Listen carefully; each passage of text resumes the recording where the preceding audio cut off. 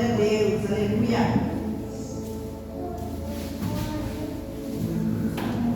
Glória a Deus, amém.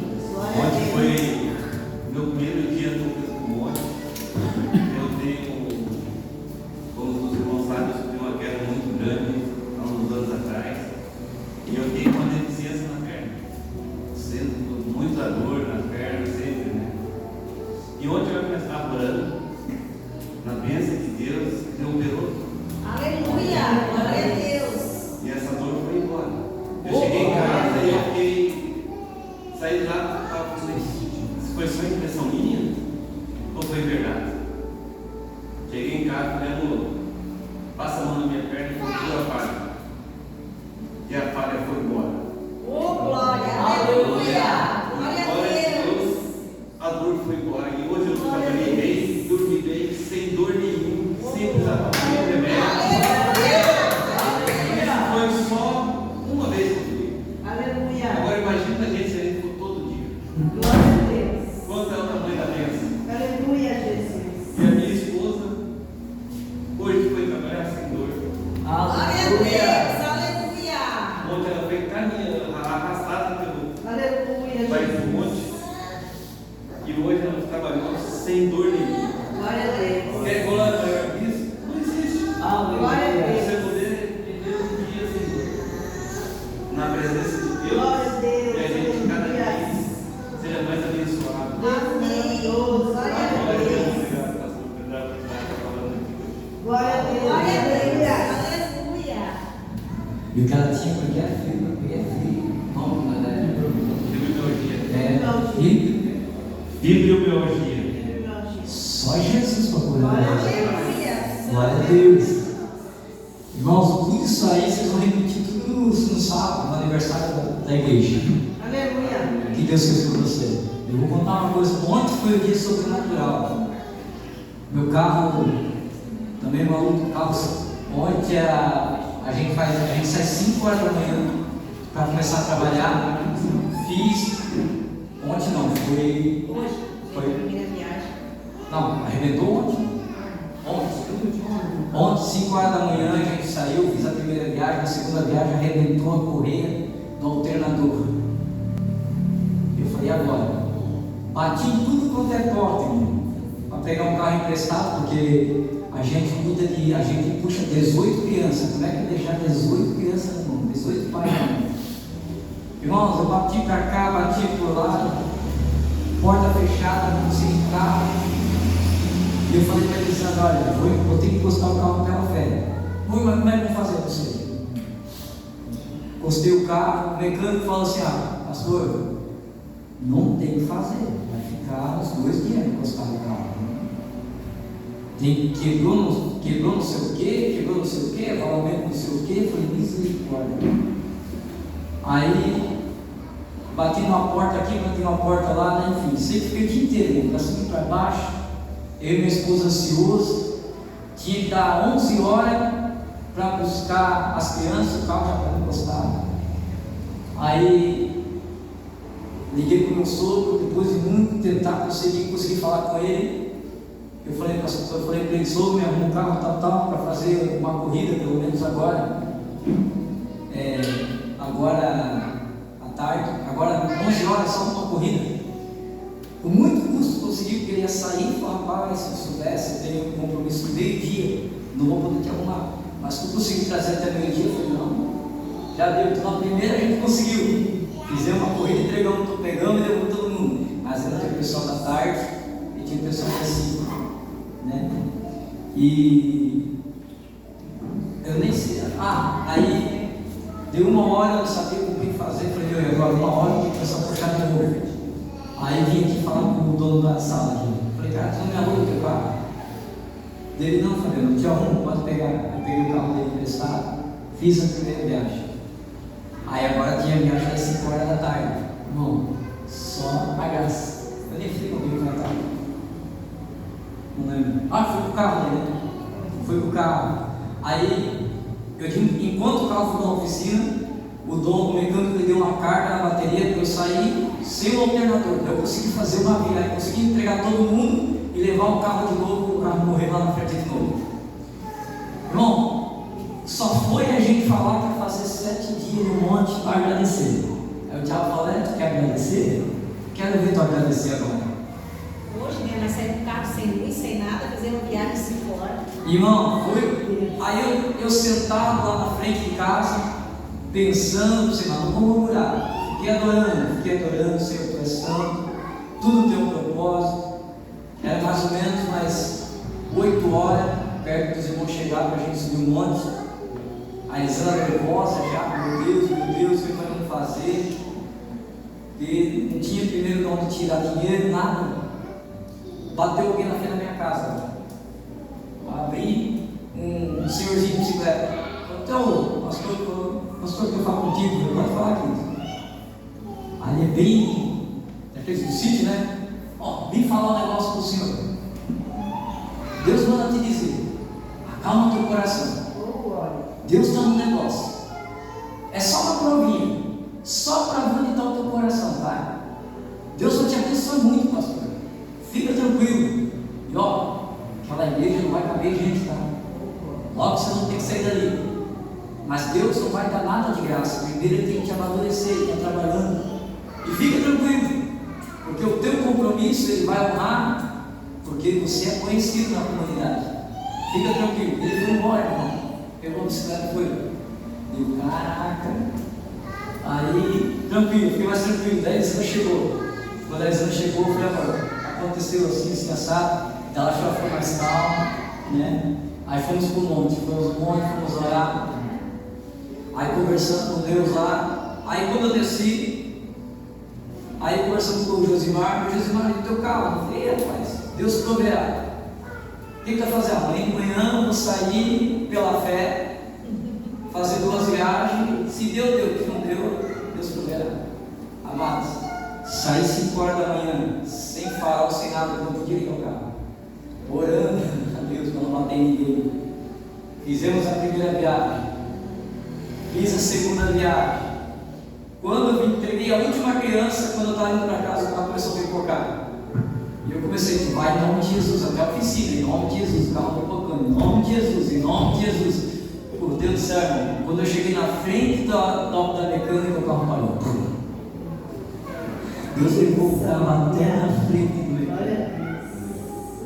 Aí o Josimar me liga: ó, conversei com a Jo e a gente vai dar um jeito, mas eu vou aí socorrer. O Josimar veio lá e passou o dia com nós aqui, fazendo corre, me socorrer, né? Então, Deus supriu. Só que, como o Josimar falou, né? Você tem que estar com a espada afiada.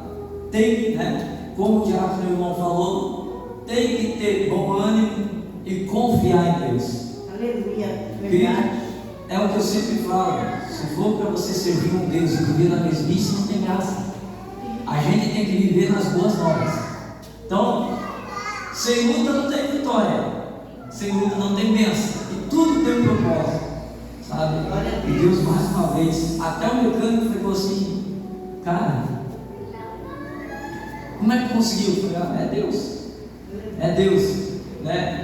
E quando eu fui pegar o carro, o próprio mecânico falou, né, que nem ele sabe como ele conseguiu arrumar o carro, porque ele quebrou uma peça. Se fosse para arrumar a peça, não tem mais para vender. O carro era um 2001 e teria que levar mais ou menos uma semana para fazer, para arrancar tudo, dentro, carro, em peça.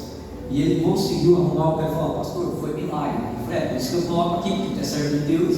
Deus usa o servo de Deus, cara. Nem eu sei como arrumar esse carro para ti hoje, mas eu sei. Glória a Deus. Mas eu sei. Glória a Deus. Aleluia. Então a gente tem muita história para contar. Dia 28, você tem bastante milagre para contar aí, para testemunhar o que Deus tem feito por você nesse ano. Glória a Deus. Aleluia. Abre tua Bíblia comigo, então, Atos dos Apóstolos, capítulo de número 2. Eu quero fazer a segunda parte hoje de Atos dos Apóstolos. A gente está estudando o livro de Atos dos Apóstolos e eu não gosto de sair correndo, né? Eu gosto de explicar bem explicadinho. Então eu fiz a primeira parte do início da igreja e hoje eu quero fazer a segunda parte do início da igreja. Atos dos Apóstolos, capítulo 2. Né? A igreja ela inicia no dia de Pentecostes. Nós vamos ler aqui no capítulo de número 2, no verso 37. E vamos entrar no capítulo 3 até a metade. E quarta-feira que vem continua, se der tempo.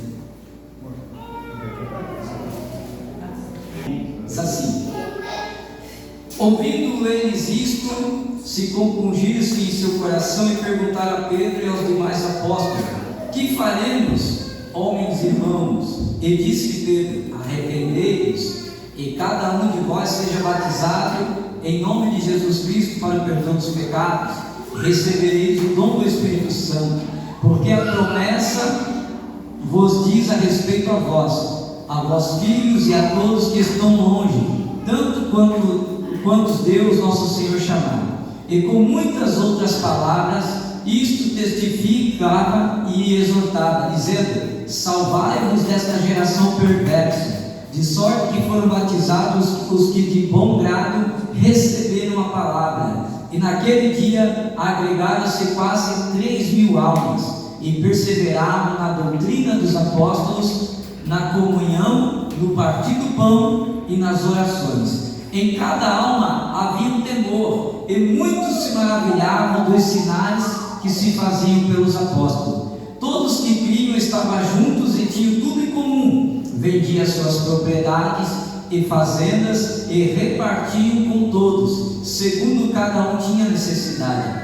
E perseverando, unânimes todos os dias no templo e no partir do pão e em casa, comiam juntos com alegria e na singela do coração, louvando a Deus e caindo na graça de todo o povo, e todos os dias acrescentava o Senhor à igreja aqueles que haviam de se salvar. Deixa eu dar uma aumentadinha. Glória a Deus.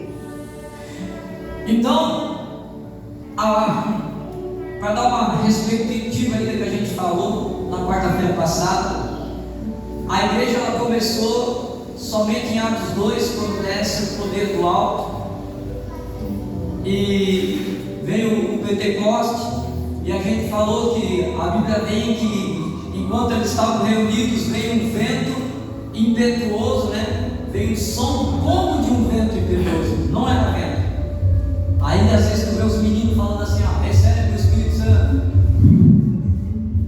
Não faz sentido, porque não era vento, não mexeu nenhuma folha, é como vento. A Bíblia também vai registrar em Atos 2 que entrou sobre a casa línguas como de fogo. Também não era fogo, era como, parecia fogo. Lucas escreve Atos Apóstolos parecendo fogo, mas não era fogo. Então a gente aprendeu que Deus fez acontecer aqui o que estava descrito em Joel, que nos últimos dias Ele derramaria do seu poder sobre toda a carne. E aqui acontece uma das promessas, que o Senhor chamaria de volta todos aqueles que se dispersaram. Lá atrás, no livro de Jeremias, vai dizer que o Nabucodonosor ele vinha para espalhar o povo de Israel. Quando Nabucodonosor entra em Israel, na época da Babilônia, leva muitos cativos, o povo então se dispersa pelas nações, e o povo de Israel fica espalhado. Somente agora em Atos dos Apóstolos acontece que Deus traz de volta todas as nações. E por que desce a unção do Espírito Santo? Porque o Senhor Jesus diz: ide pregar o Evangelho a toda criatura, batizando em nome do Pai, do Filho e do Espírito Santo, sejam minhas testemunhas até os confins da terra. Eles precisavam ser batizados para falar cada um uma língua de uma nacionalidade. Então, uma vez por ano, os judeus, eles vinham para o dia de Pentecoste, que a gente aprendeu que Pentecoste é o que? Poder. E não é. A palavra Pentecoste quer dizer festa da colheita. Não tem nada a ver. Você é pentecostal, cheio do poder. Automaticamente você está dizendo: você é cheio da colheita. Não tem nada a ver com poder, né? Falta de conhecereis a verdade. É a verdade, mas não é verdade. É misticismo religioso, a gente, né? Jargão evangélico.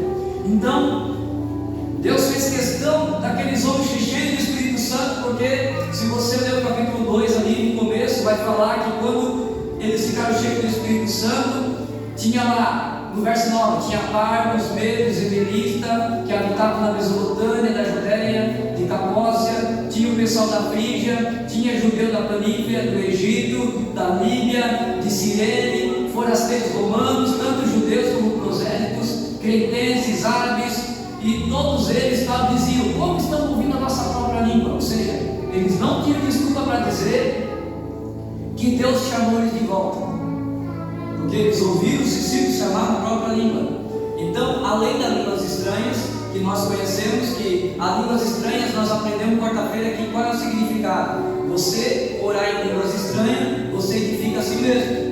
Então, quando você for orar por ninguém, se você tem um dom de língua, eu não posso colocar a mão na cabeça da Mari e falar: Mari, eu vou orar por ti, eu vou estar edificando a mim mesmo, eu não estou orando por ela. Oração em língua é somente para a edificação do próprio homem, a não ser que Deus te dê um dom de língua para que você pregue num lugar que não tenha intérprete. Então você vai ter o dom das pessoas daquela nacionalidade ali.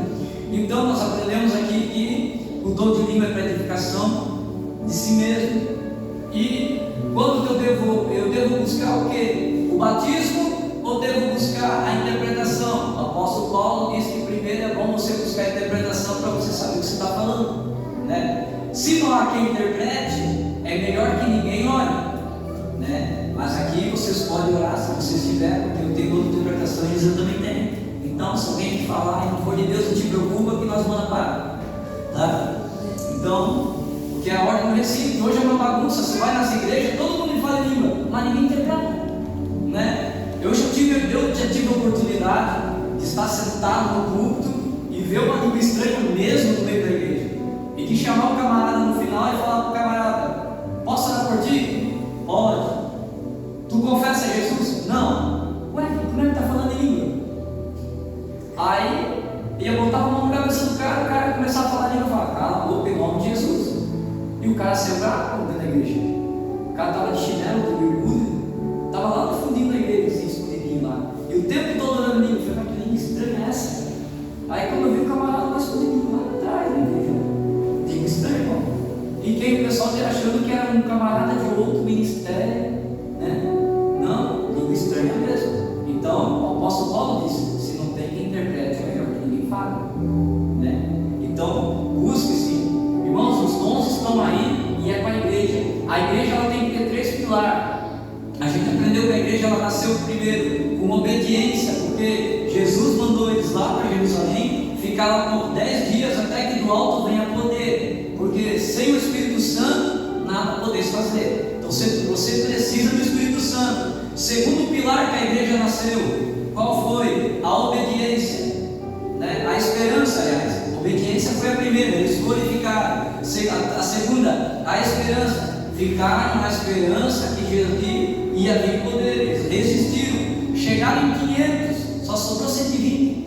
A metade foi embora, porque desistiram da promessa. Às vezes a gente pensa que vai acontecer assim, e Deus vai te preparar, vai te moldar. Pô, pensa que vai ser amanhã, vai ser rápido. Não, demora um pouquinho, mas vem, né? E o último, né? Poder. A igreja que não tem obediência, não tem esperança e não tem poder, é tudo. Você já viu que você vai na igreja e não acontece nada, né? Quantas igrejas ele já viu por aí? Os caras ficam 2, 3 meses sem dar uma para Jesus, não acontece milagre nenhum no meio da igreja. É clube, porque aquela igreja ela já perdeu a esperança, ela já perdeu a obediência. Ou seja, o culto que era para dar comida, alimento, está dando mel. Aí o que acontece? Em vez de a igreja ter ovelha, tem abelha. E o que acontece?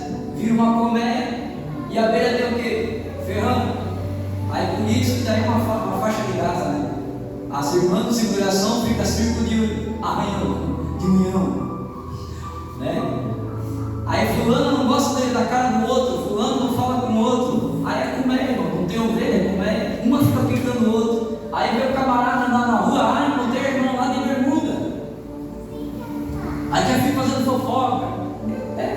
Igreja que não tem esses três, não tem poder, irmão, não tem esperança, não tem obediência, já está errado, né? E é isso que a gente vai falar agora sobre o que a igreja, qual era a doutrina dos apóstolos. Então, nós lemos aqui que né? No 42, e perseveravam na doutrina dos apóstolos. A gente ouve doutrina, o que a gente já vê? Quem vem na cabeça? Quando você encontra alguém na rua, o camarada te pergunta assim: tu vai na igreja fulano? Vou. Mas lá tem doutrina? Doutrina é uma saia comprida, é um terno uma gravata, né? Aí o calor de Gramado tem que andar lá com uma burca, achando que isso é santidade. E a gente vai aprender hoje que isso não tem nada a ver com a doutrina dos apóstolos. Doutrina é uma coisa, dogma é outra, né? Alguém aqui já frequentou a igreja católica? Então, a igreja católica é dogma, tem o rito, né? Qual é o rito da igreja católica? Lá tem a oração dos santos, você tem que fazer o crisma, depois tem a confirmação do teu batismo, porque tu era pequeno que não sabia, aí é uma confirmação do batismo, que tu é batizado com cinza, não é nem com água. Depois, aí tem os dogmas do purgatório, que se tu não pagar a missa do purgatório, do sétimo dia, o cara fica no purgatório, porque você tem que pagar uma taxinha, não é nada de graça. Para você fazer a comunhão, tem que pagar uma taxinha, não é nada de graça.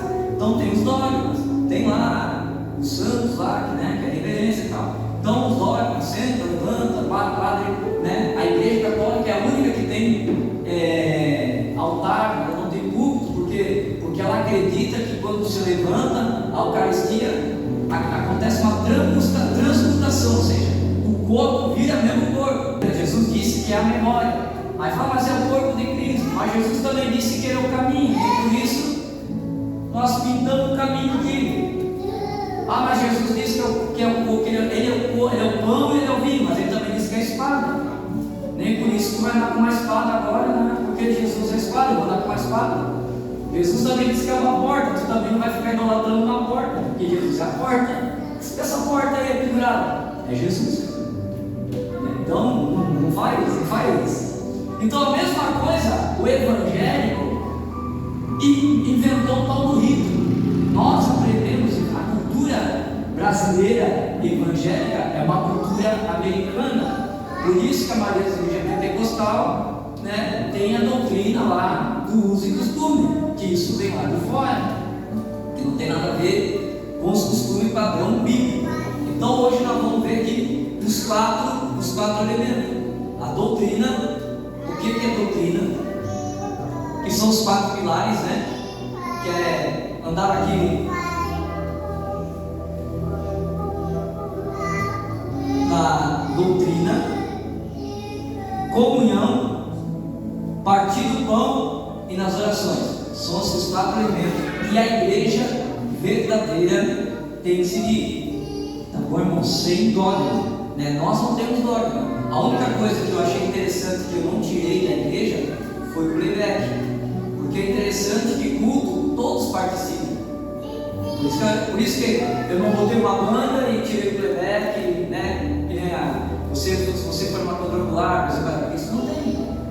É só o pastor lá, não. E a Bíblia, então, estudando a Bíblia, você vai ver que culto é feito por todos. Então, todos têm que participar. Não é só um que faz e todos não.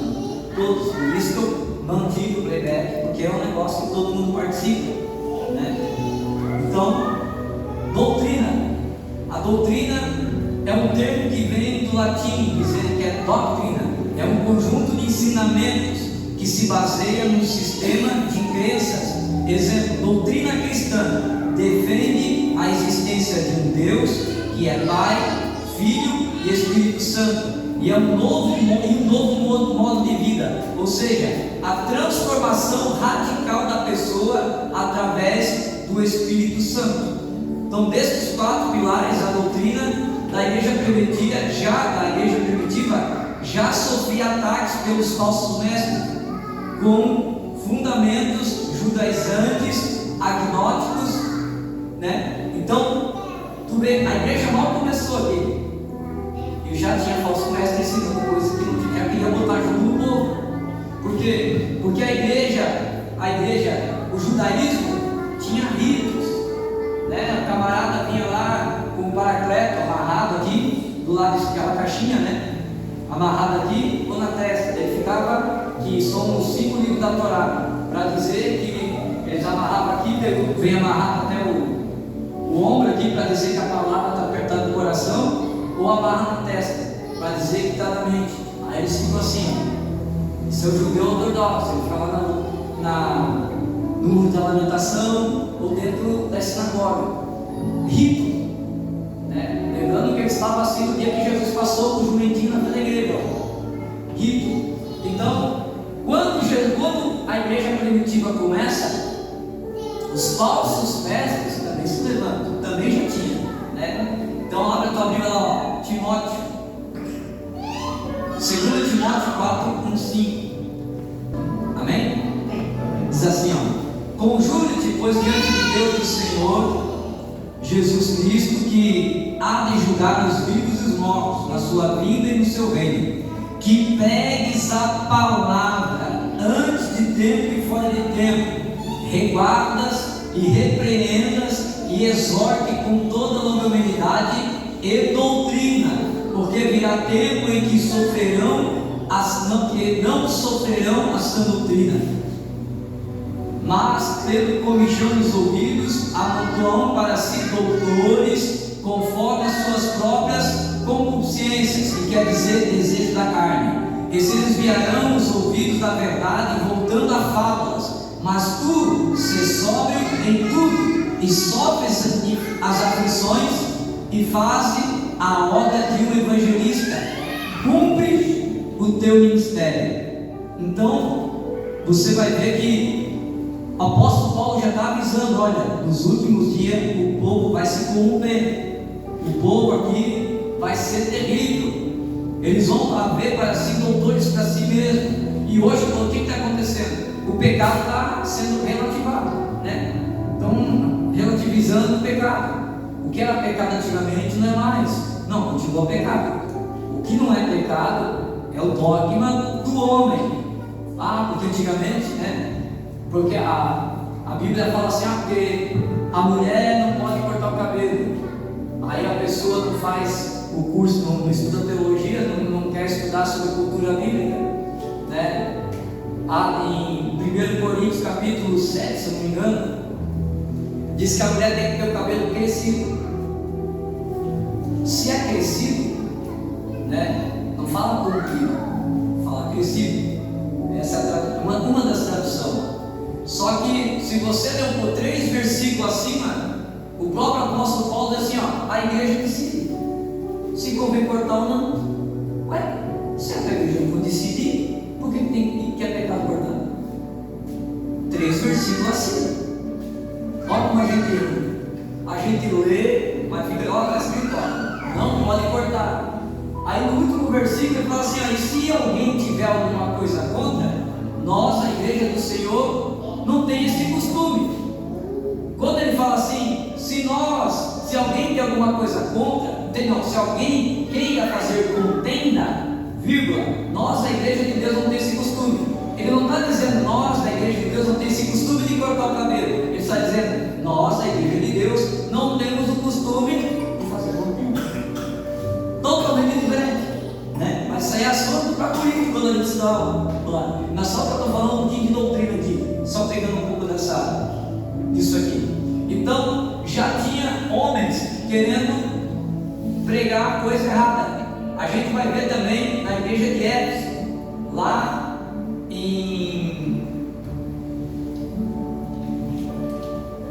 na igreja de Éfeso a gente viu agora, 2 Pedro, aliás.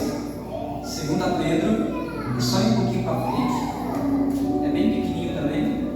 Você vai passar em Hebreus, Tiago, Pedro. 2 Pedro também é só tua escolha. 2 Pedro 2, 1, 3.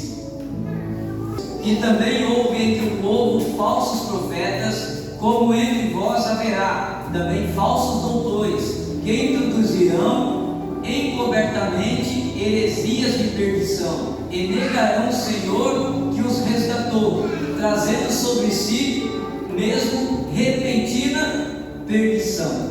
E muitos seguirão as suas dissoluções, ou seja, seus ensinamentos, pelos que quais será blasfemado o caminho da verdade, e por avareza farão de vós negócio com palavras fingidas, sobre os quais já de largo tempo não será tardia sentença a sua perdição. Não dormita. Irmãos, vou falar assim com todo cuidado agora.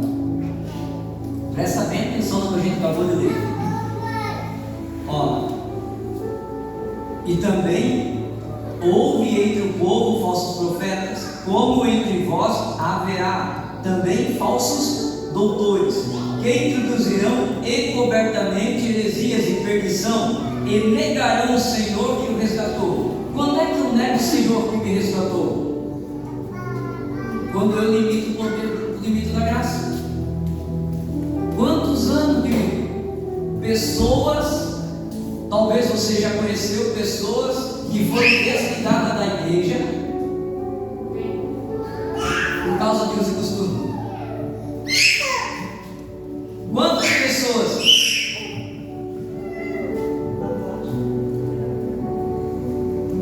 Quantas pessoas você já conheceu? Eu já conheci o presbítero João, uma vez falou que ele foi doutrinado, ficou de disciplina quando saiu o primeiro fogão d'água. Antes, ele era velhinho, ele ficou em disciplina por causa do primeiro fogão.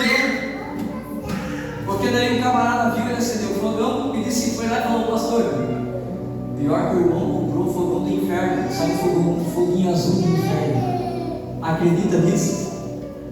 Ele foi disciplinado por causa do fogão. Quantos foram disciplinados por causa da televisão? Quantos? Que não podia ter televisão? Ou seja, quer dizer que a graça do Senhor se limita. Heresia. Eu estou dizendo que uma televisão é mais forte do que a morte de Cristo na cruz. Quando eu digo que a pessoa não vai para o céu para cortar porque cortou o cabelo, eu estou dizendo então que o pecado dessa pessoa é maior do que a morte na cruz.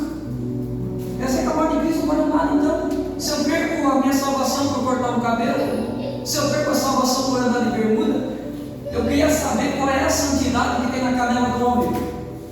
Porque a mulher pode andar de saia até o joelho, o homem não pode andar de bermuda. Que santidade é essa? Não é estranho? Né? A mulher pode andar de saia até o joelho, mas o homem não pode andar de bermuda. Eu queria ver onde está na Bíblia escrito que a canela do homem é reluzente. Oi, então tem que ser tudo, vamos mandar tudo de burca, até no chão, todo mundo então. Assim é todo mundo de roupa. Meu Deus do céu, irmão, Jesus amado, isso é religiosidade, falsos mestres, e muitos seguirão as dissoluções. Irmãos, nós tivemos, eu já tive experiência, nós tivemos experiência aqui na igreja, com o bazar. Chegou um casal aqui, eu estava sendo, porque os irmãos sabem, vocês vêm aqui no sábado, eu estou de muda, estou liberto, não devo nada para ninguém. E chegou um camarada aqui, me deu o pastor, eu falei: quem é o pastor? Eu falei: sou eu. Ele fez assim, ó, e não falou nada. Aí tá, conversa vai, conversa vem, e foi para casa, ele com a mulher dele compraram roupa aqui. Na outra vez veio só ela, acho, né? Veio só ela. Aí ela começou a se queixar para minha esposa: meu, faz 6 meses que eu estou na igreja, mas a igreja que eu estou é muito rígida. Meu esposo nós voltamos agora, e meu esposo já achou ruim que o pastor aqui dessa igreja, ela não sabia que a Elisandra era minha esposa, que o pastor da igreja de bermuda. Só que eu falei para ele: não tem nada a ver, porque como é que pode? Agora a gente é muito rígido. Aí engraçado, nós não podemos ir para a praia. Daí ela pegou e mostrou para a Elisandra: olha o pastor da onde que está. O pastor dela estava na praia, mas os membros não podiam ir para a praia, porque é pecado. Aí no outro sábado, estou aqui eu de novo, e chega o camarada. Aí eu começo a conversar com ele. Aí eu falei: mas de que igreja que tu é? Eu não lembro o nome. Aí ele falou assim: irmão, eu me desviei com 16 anos porque a igreja é muito rígida, mas agora eu voltei. Aí eu falei para ele: e tu acha que a tua esposa vai aguentar? porque a tua esposa nunca foi crente. Tu não aguentou. Ela vai aguentar? Não vai. Ela vai se desviar, porque é muito jugo, cara. Eu também era do lado que nem você, e ele não gostou nada. Não passou o mês, né? Ela se desviou e eles se separaram. Quem que chega a comprar roupa sábado agora de bermuda e regata? Ele. Adiantou? Não. Então a pessoa quando ela rota a santidade demais, irmão, eu fico já com o pezinho atrás. Porque é aquilo que eu falei, tem muita gente querendo ser tijolo, igualzinho a todo mundo. Deus não te chamou para ser tijolo, nós somos velhos, irmão. Cada um tem o seu gênio, cada um tem a sua forma. Deus não chamou ninguém para ser igual. Deus chamou a gente para andar com Ele. Então não tem ritmo. E aqui acontece que muitos seguirão essas resoluções e as quais será blasfemado o caminho da verdade. Ou seja, quando eu chego para o Ramon e falo, Ramon, cara, aqui é assim, ó, se tu não botar uma gravata e um terno, tu não vai para o céu. E já desviei o Ramon do caminho da verdade, porque não é verdade. Deus não está preocupado com a tua vestimenta. A Bíblia diz que é o quê? Pudor e honestidade. Você tem que ter pudor e honestidade. Até porque no céu não existe lojinha de moda. Hoje não vai dizer, moda evangélica. Lá no céu não tem isso, não. Então é dogma. Então nós não temos isso aqui. E segundo a palavra, nós o crente tem que saber como caminhar. Então a doutrina não tem nada a ver com dogma. A doutrina é o quê? A doutrina é a pregação do Pai, do Filho e do Espírito Santo, o estilo de uma nova vida e transformação. Porque a doutrina é o quê? É você andar segundo o Evangelho. Se você mentia, você não mente mais. Se você roubava, você não rouba mais. Se você era adulterava, não adultera mais. Então, eu me converti. O que é conversão, irmão? Conversão é o seguinte: você está andando pelo caminho. Você encontrou Jesus, você se converteu, você não voltou atrás, você se converteu. O que é? Você mudou de caminho.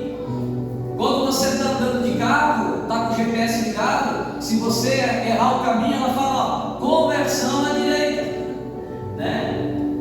Mudou o caminho. Eu andava pelo caminho errado, agora não mais, eu me converti.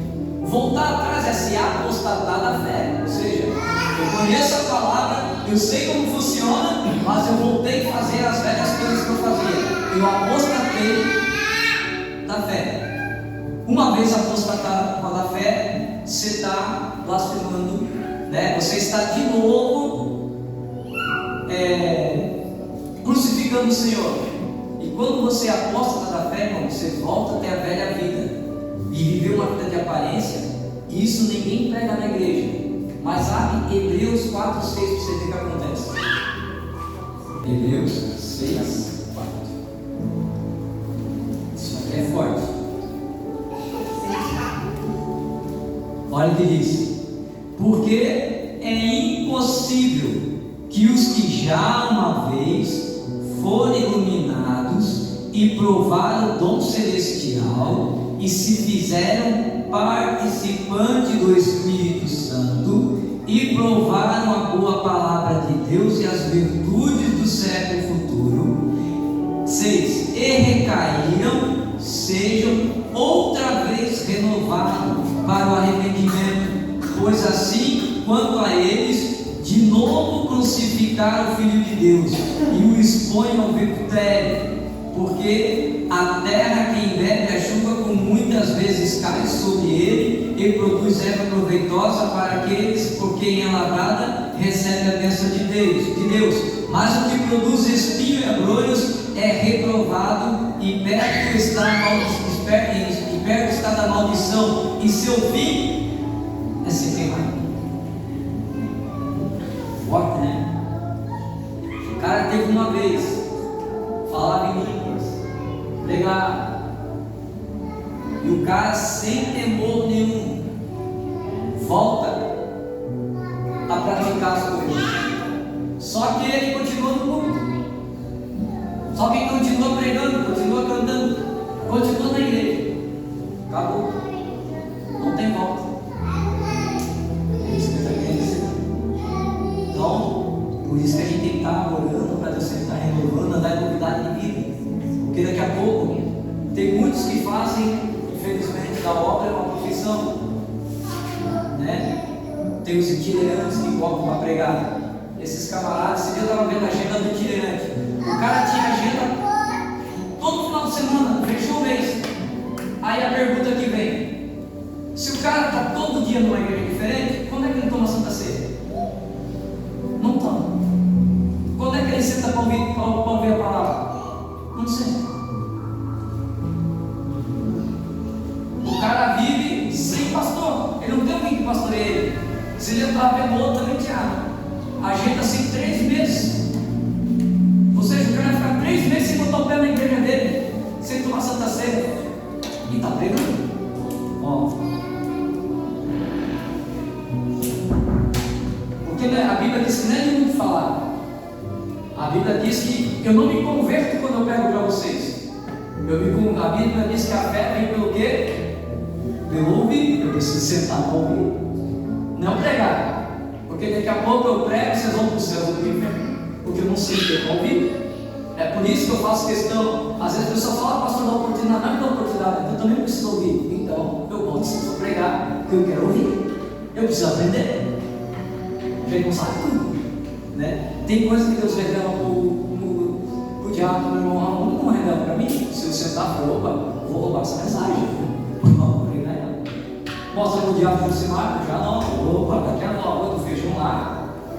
Está gravada. Já tomei posse. Né? Já. Sai umas. Porque assim a gente começa a aprender, irmão. Deus vai começar a revelar coisa para ti, a gente vai sendo pérolas nossas. Isso é palavra revelada. Você tem que anotar. Anota, porque outro lugar tu não vai ouvir, então tu já anota. Então a palavra vem para eu ouvir, não é para eu pregar. Então eu preciso andar na doutrina, na filosofia, que é a Trindade, uma nova vida e ter uma vida transformada. Porque através da minha vida transformada, eu transformarei a outros. Vamos dizer, poxa, Ramon se converteu, olha, transformou. E transformou, irmão. Fruto daí. Né? Totalmente. As coisas funcionam. É assim que vai. Vamos lá. Segundo pilar, comunhão. É sintonia. A palavra comunhão vem de sintonia, de sentimentos. Ou seja, de modo de pensar, agir ou sentir. Identificação ou visão. A palavra comunhão aparece 10 vezes no Novo Testamento. Ou seja, comunhão, união. Irmão, a igreja ela tem que ser unida. É um dos pilares. Sem comunhão não tem como. É por isso que Jesus disse: olha, são 10 mandamentos. Eu vou fazer dos 10 gostar. Amar a Deus sobre todas as coisas e o próximo como a ti mesmo. Porque se eu não amar o meu próximo, se eu não consigo amar o cara que eu estou vendo e escuto, imagina como é que eu vou amar um Deus que eu não vejo. É difícil, irmão. Então eu preciso honrar. E é fácil, não é? É por isso que é uma ordem, não é um pedido. Porque não é fácil. Tem uns irmãozinhos assim que tu olha: ah, Jesus, tem que amar mesmo, tem certeza? Porque eu queria mandar ele para o outro lado lá e visitar o outro, né? Mas Jesus disse: a minha graça te basta. Então eu não amo o próximo porque ele merece. Eu amo o próximo por amor a Cristo. Você tem que entender que tudo que você faz é por amor a Ele. Eu não peço perdão. Eu peço perdão, aliás, eu não perdoo o irmão Wagner porque eu sou bonzinho. Não, eu perdoo o irmão Wagner porque eu preciso ser perdoado por Deus. Perdoai os nossos pecados, assim como nós perdoamos aquele que tem. Se eu não perdoar, eu não sou perdoado. Por quê? Porque eu viro um carcereiro. A pessoa que não perdoa, irmão, ele vira um carcereiro. Ele está na porta da cadeia. E quem vai perdoar está lá dentro. Não pode sair porque tu não libera o perdão, mas tu também não sai, porque tu é o carcereiro dele. Está os dois presos. Aí quando eu perdoo por amor a ele, eu faço o quê? Eu lanço a batata quente na mão do cara. Tu está perdoado, agora você aconteceu, a minha parte eu fiz, está perdoado, vai com Deus, mas não quer dizer que nós temos que sentar na mesma mesa, não quer saber que tem que conviver. Lembra de Ló e Abrão? Os pastores começaram a brigar por causa da ovelha. Melhor que ir para lá, eu vou para cá. Mas quando deu problema que Ló foi preso, Abraão levantou o exército, foi lá e buscou Ló. Mas não precisou conviver muito, depois cada um seguiu o seu lado. Apóstolo Marcos, irmão, se tem um discípulo folgado, é um camarada chamado Marcos. Folgado, irmão. No começo ele era folgado, não queria muito fazer obra não. Aí um dia Barnabé quis chamar Marcos para ir fazer a obra. Nós vamos ver isso lá na frente. Aí Paulo falou assim, esse camarada, mas é Marcos, andou com Jesus, estou nem aí se andou com Jesus, é um folgado, comigo ele não vai não. Aí Barnabé fica bravo, porque Barnabé quer levar Marcos, que é referência do Jesus. Paulo quis saber, irmão. Falar, quem não senta para o quê? Não tem honra para ensinar. Esse camarada não estava com nós em Antioquia para fazer o quê? Aí a Bíblia diz que houve uma contenda. Barnabé seguiu para um lado com Marcos e Paulo seguiu sozinho com o outro. Mas lá na frente, depois, Paulo já passou pelas prisões e Paulo precisava do evangelista, do apóstolo, né? Aí falou, traz Marcos, eu preciso dele. Marcos aprendeu a lição e andar junto de novo. Então, naquele momento, né, Deus preparou para eles andar juntos.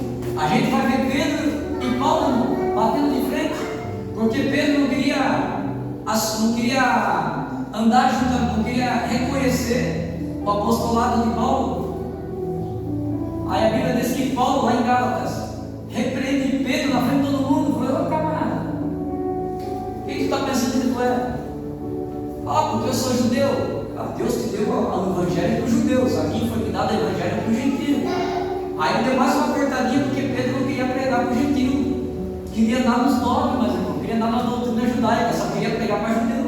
Tanto que para Samaria, quem foi o primeiro a sair fora para pregar o evangelho, depois de Atos dos Apóstolos aqui, foi Filipe, judeu e o samaritano não se davam, mas Filipe foi para Samaria pregar, passou por Samaria, pregou. Quando todo mundo foi batizado em águas, Filipe bate um zap lá para Pedro e João, falou, já está todo mundo batizado aqui na água, todo mundo conhece Jesus, agora vocês descem para cá, saem da religião e vem aqui pregar o Espírito Santo para eles, porque eles não foram batizados ainda.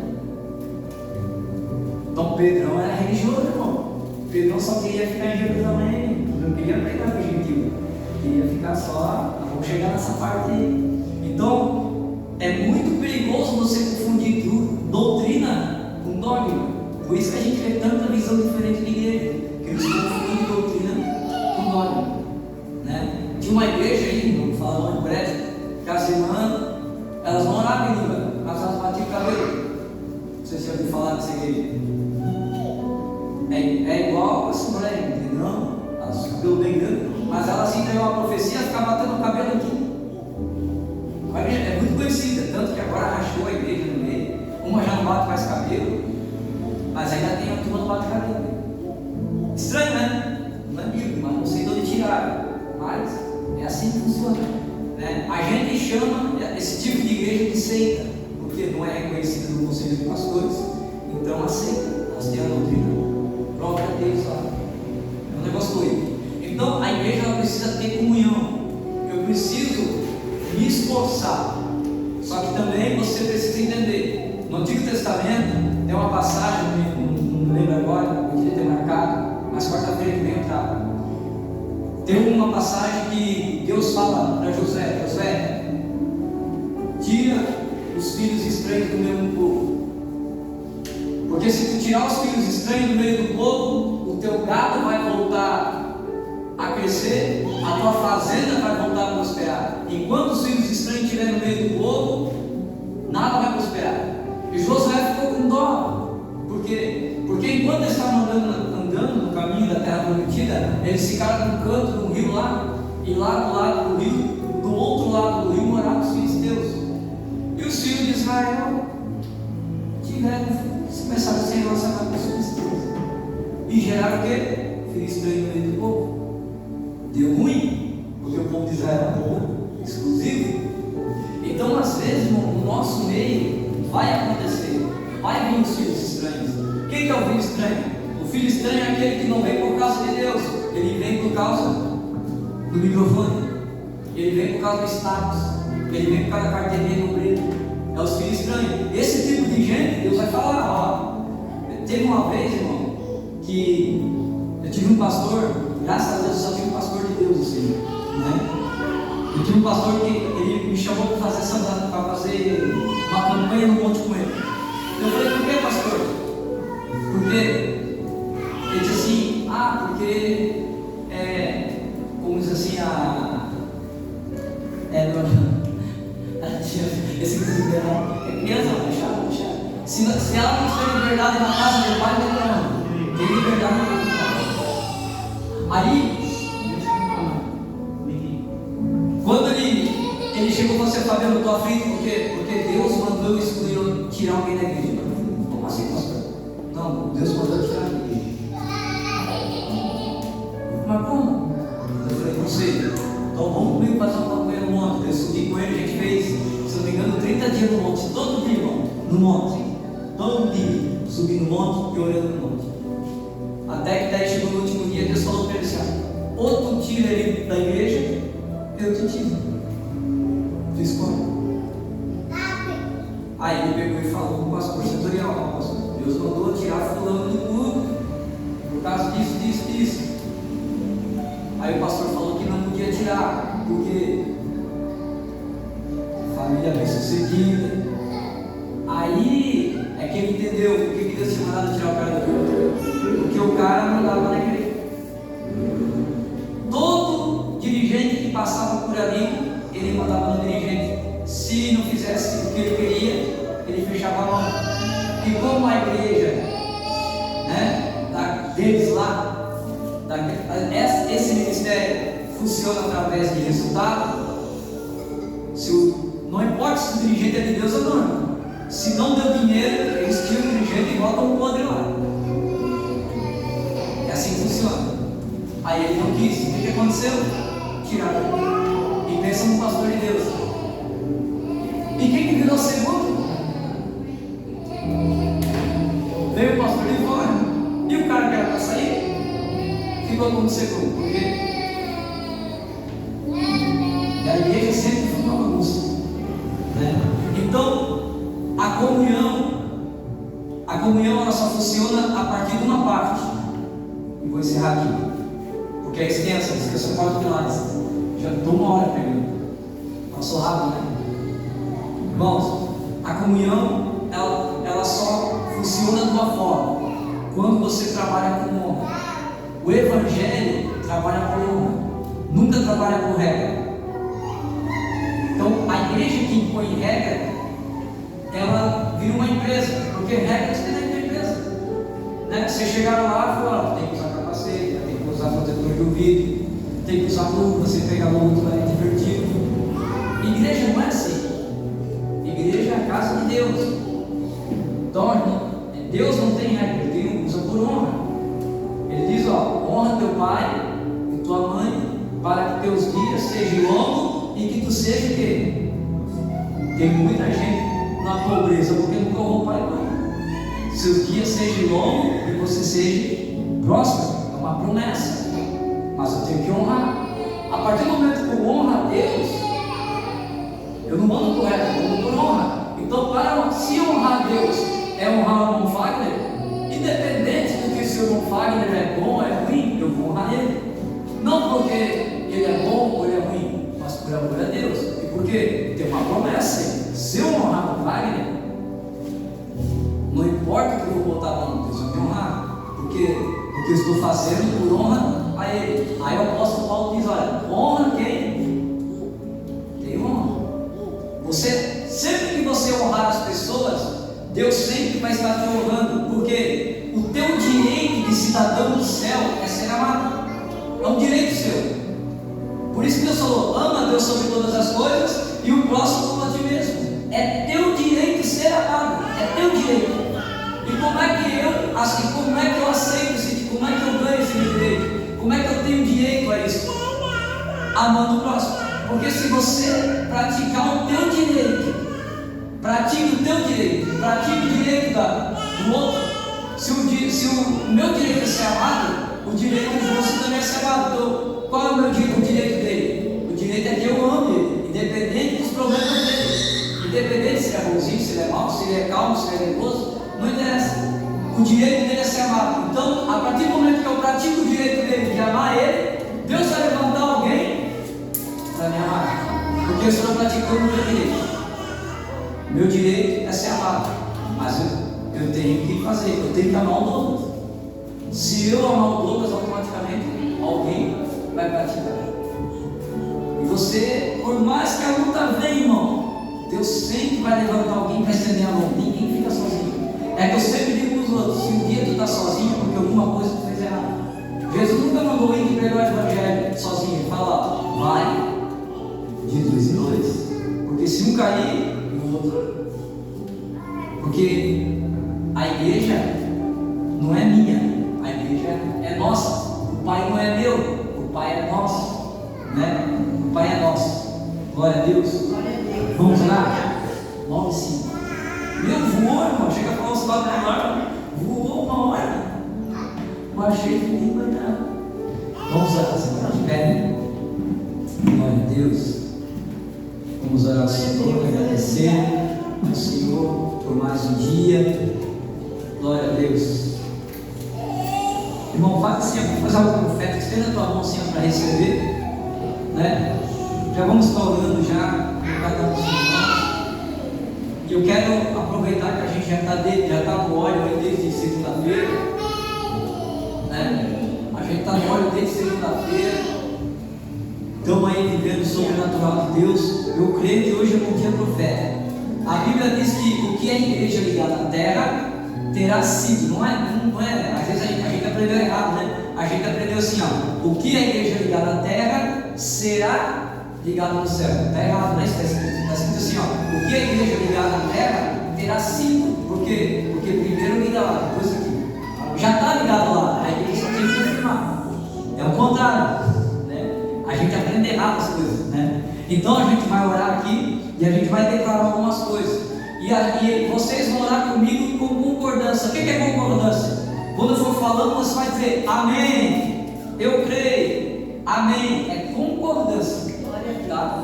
Orar em concordância. Vamos orar. Seu Deus Pai Todo-Poderoso, nós fizemos uma oração de guerra e uma oração profética nessa hora.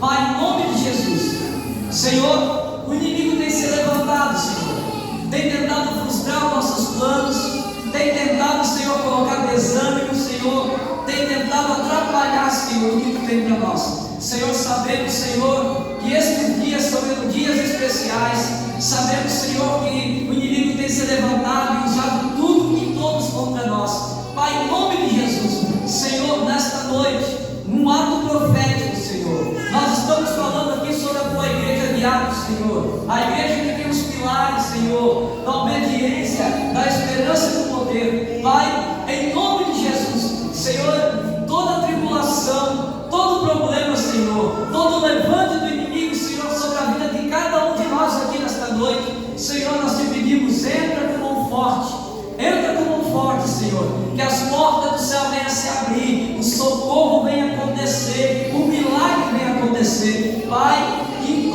Pai, não importa a situação que aconteceu, Pai, não importa, Senhor, em nome de Jesus, que o Teu nome venha a ser glorificado nessa situação, que o Teu nome venha a ser glorificado na casa do Teu filho e da Tua filha, que o Teu nome seja glorificado na empresa do Teu filho e da Tua filha, que o Teu nome seja glorificado na família, Pai, em nome de Jesus. Senhor, não deixe o inimigo escarnecer de nós, Senhor, nós somos Teus soldados de frente, estamos para Te adorar e Te servir, Pai, em nome de Jesus, Te agradecendo desde já pela cura das enfermidades, já Te agradecendo desde já pelas portas abertas, Senhor, nós Te agradecemos desde já a solução, Senhor, para aquilo que está tirando a paz do Teu filho e da Tua filha, Pai, em nome de Jesus, nós queremos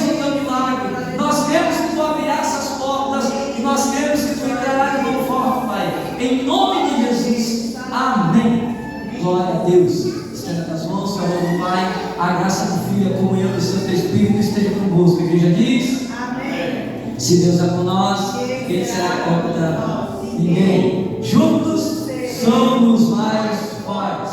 Amém. Não sai sem dar um cheiro no meu.